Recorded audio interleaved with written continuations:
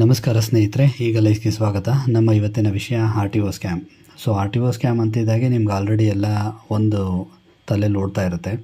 RTOಲಿ ಯಾವ್ಯಾವ ಥರ ಸ್ಕ್ಯಾಮ್ ಆಗ್ಬೋದು ಅಂತ. ನಾವು ಹೇಳೋದಕ್ಕೆ ಮುಂಚೆ ನಿಮ್ಗೆ ಆಲ್ರೆಡಿ ಗೊತ್ತಿರುತ್ತೆ, ನೀವು RTO ಹತ್ರ ಹೋದಾಗ ಇದನ್ನು ಎಕ್ಸ್ಪೀರಿಯನ್ಸ್ ಮಾಡಿರ್ತೀರ.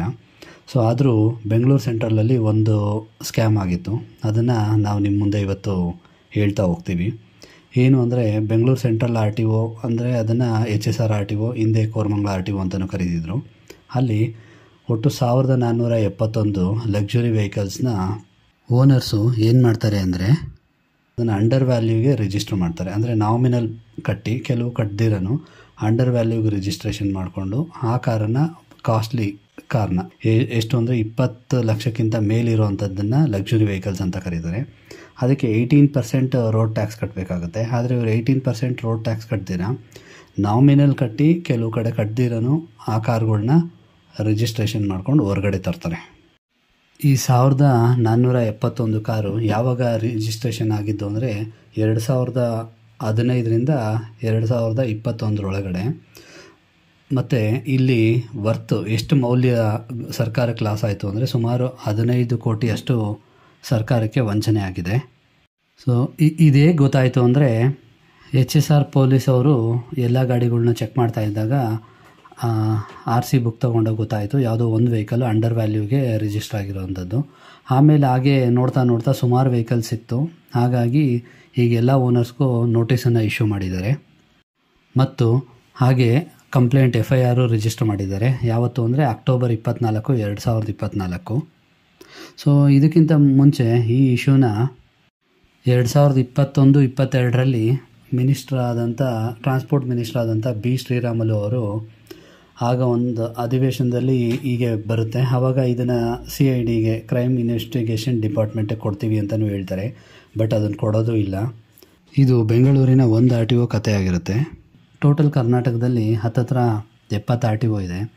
ಒಂದು RTOಲ್ಲೇ ಸುಮಾರು 15 ಕೋಟಿ ಅಷ್ಟು ವಂಚನೆ ಆಗಿದೆ. ಅಂದರೆ 70 RTO ಸೇರಿಸಿದ್ರೆ ಸೊ ಇದೇನು 100 ಕೋಟಿ ಆಗುತ್ತೋ ಅಥವಾ 1000 ಕೋಟಿ ಆಗುತ್ತೋ ಗೊತ್ತಿಲ್ಲ.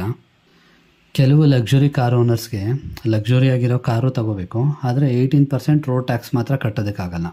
ಹಾಗಾಗಿ ಈ ಥರ ಕಳ್ಳದಾರಿನ ಹುಡ್ಕೊಂಡಿರ್ತಾರೆ. ಅವ್ರಿಗೆ ಸಪೋರ್ಟ್ ಮಾಡೋದಕ್ಕೆ ಈ RTO ಸ್ಟಾಫು, ಅವ್ರಿಗೇನು ಸಂಬಳ ಬರುತ್ತೋ ಬರಲ್ವೋ ಗೊತ್ತಿಲ್ಲ, ಅವ್ರು ಯಾಕೆ ಈ ದಾರಿ ಹಿಡಿದಿದ್ದಾರೋ ಗೊತ್ತಿಲ್ಲ. ಸೊ ಅದೇ ಇನ್ ಕೇಸ್ ಏನಾದರೂ ಕ್ಯಾಬ್ ಡ್ರೈವರು, ಆಟೋ ಅವ್ರೇನಾದರೂ ಈ ಥರ ಕಟ್ಟಲಿಲ್ಲ ಅಂದರೆ ಅವ್ರಿಗೆ ಈ ಥರ ನಾಮಿನಲ್ ರೋಡ್ ಟ್ಯಾಕ್ಸ್ ಕಟ್ಟಿಸ್ಕೊಂಡು ಅವ್ರಿಗೆ ಬಿಟ್ಬಿಡ್ತಾರಾ? ಇಲ್ಲ, ಬಿಡೋದಿಲ್ಲ. ಅಂದರೆ ಇಲ್ಲಿ ಒಬ್ರಿಗೆ ಒಂದು ನ್ಯಾಯ, ಇನ್ನೊಬ್ರಿಗೆ ಇನ್ನೊಂದು ನ್ಯಾಯ, ಆ ಥರ ಆಗ್ತಾಯಿದೆ. ಕ್ಯಾಬ್ ಡ್ರೈವರು, ಆಟೋ ಡ್ರೈವರು ಮತ್ತು ಲಗೇಜ್ ಗಾಡಿಗಳು, ಇವರು ಜೀವನ ಸಾಗಿಸೋದಕ್ಕೋಸ್ಕರ ಗಾಡಿನ ತಗೊಂಡು ಅದರಲ್ಲಿ ಅವ್ರ ಜೀವನನೂ ಸಾಗಿಸ್ತಾರೆ. ಸೊ ಅಂಥವ್ರ ಹತ್ರ ಎಲ್ಲ ಕರೆಕ್ಟಾಗಿ ಕಲೆಕ್ಟ್ ಮಾಡ್ತಾರೆ ಇವರು ರೋಡ್ ಟ್ಯಾಕ್ಸ್ನ. ಯಾರು ಲಕ್ಸುರಿಗೆ ಲೈಫ್ ಎಂಜಾಯ್ ಮಾಡಬೇಕು ಅಂತ ತಗೋತಾರಲ್ಲ, ಅಂಥವ್ರ ಹತ್ರ ನಾಮಿನಲ್ ದುಡ್ಡು. ಎಗೈನ್ ಎಲ್ಲರೂ ಅಲ್ಲ, ಕೆಲವು ಲಕ್ಸುರಿ ಕಾರ್ ಓನರ್ಸು ಅಲ್ಲಿ ಈ ಥರ ಕೆಟ್ಟ ಅಥವಾ ಕಳ್ಳ ಮಾರ್ಗನ ಹುಡ್ಕೊಂಡು ಟ್ಯಾಕ್ಸ್ ಕಟ್ಟೋದ್ರಿಂದ ತಪ್ಪಿಸ್ಕೋತಾ ಇದ್ದಾರೆ. ಎರಡನೇ RTO ಸಮಸ್ಯೆ ಏನು ಅಂದರೆ ಫ್ಯಾನ್ಸಿ ನಂಬರ್ಸು. ಈ ಫ್ಯಾನ್ಸಿ ನಂಬರ್ಸ್ನ ಒಂದು ಸರ್ಕಾರದ ಅಕೌಂಟ್ಗೆ ದುಡ್ಡು ಪೇ ಮಾಡಿ ಅಲ್ಲಿಂದ ತಗೋಬೇಕು. ಆದರೆ ಇಲ್ಲೇನು ಮಾಡ್ತಾ ಇದ್ದಾರೆ ಅಂದರೆ, ಎಗೈನ್ RTO ಅಧಿಕಾರಿಗಳು ಕ್ಯಾಶಲ್ಲಿ ದುಡ್ಡನ್ನು ತಗೊಂಡು ಅವ್ರಿಗೆ ಯಾವ ಫ್ಯಾನ್ಸಿ ನಂಬರ್ ಬೇಕೋ ಆ ನಂಬರ್ ಕೊಡ್ತಾ ಇದ್ದಾರೆ. ಇದು ಎಲ್ಲ RTOಲ್ಲೂ ನಡೀತಾ ಇದೆ. ಸೊ ಇನ್ನು ಮೂರನೇ ಇಶ್ಯೂ ಬಂದು DL ಏನಲ್ಲಿ ಹೋಗಿ ನಾವು ಓಡಿಸಿ ಗಾಡಿ ತಗೋಬೇಕು ಅಂತಿಲ್ಲ, ಮನೆಯಲ್ಲೇ ಕೂತ್ಕೊಂಡು DL ತಗೋತಾ ಇದ್ದಾರೆ ಈ ನಡುವೆ. ಸೊ ಅದು ಹೇಗೆ ಅಂದರೆ, ಒಂದು ಏಜೆಂಟ್ ಮುಖಾಂತರ ಇರ್ಬೋದು, ಇಲ್ಲಾಂದರೆ RTO ಯಾರೋ ಒಂದು ಎಂಪ್ಲಾಯಿನ ಹಿಡಿತಾರೆ, ಅಲ್ಲಿ ದುಡ್ಡು ಕೊಡ್ತಾರೆ.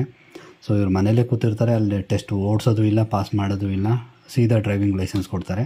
ಅವ್ರು ಸೀದಾ ಗಾಡಿ ಎತ್ಕೊಂಡು ಹೋಗಿ ರೋಡಲ್ಲಿ ಏನಾಗುತ್ತೆ ಅಂದರೆ ಅಮಾಯಕರ ಮೇಲೆ ಹತ್ತಿಸ್ತಾರೆ. ಅದು ಮುಂದೆ ಪರಿಣಾಮ ಏನು ಅನ್ನೋದು ಗೊತ್ತು, ಯಾರೋ ಅಮಾಯಕರು ಪ್ರಾಣ ಕಳ್ಕೊತಾರೆ. ಸೊ ಇದಕ್ಕೆಲ್ಲ ಯಾರು ಹೊಣೆ ಅಂತ?